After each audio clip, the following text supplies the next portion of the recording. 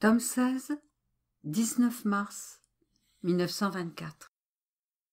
La lumière de la divine volonté renferme l'omniscience, le passeport permettant de pénétrer partout.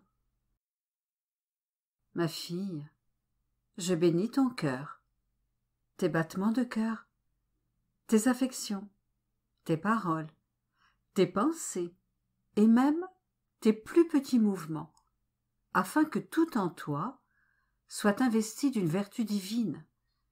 Ainsi, dans ma volonté, et en vertu de cette bénédiction, tout en toi pourra diffuser cette divine vertu et me multiplier en chacune des créatures, de manière à me donner l'amour et la gloire, comme si tous avaient ma vie en eux.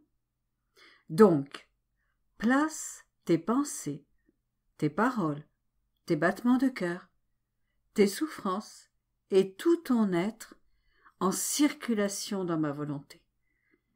Ne laisse rien en toi, afin que, par le passeport de la lumière de ma volonté et par ma divine vertu, tu puisses entrer dans chaque action des créatures et multiplier ma vie en chacune.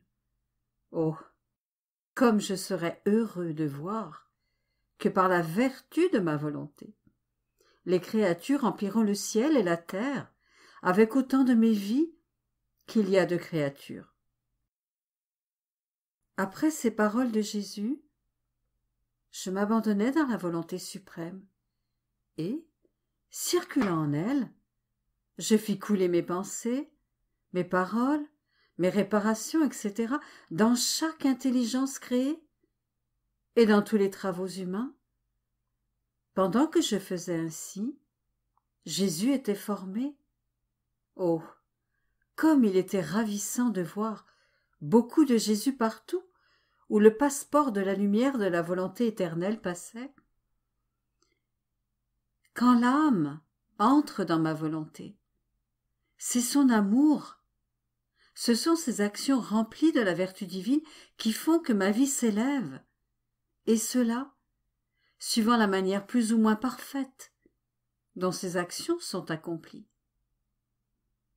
La raison pour laquelle je suis en fait est que tu as pris ce qui est mien et m'as redonné mon amour, ma gloire et même ma propre vie. Ma satisfaction est si grande que la créature ne peut le comprendre pendant qu'elle vit en exil.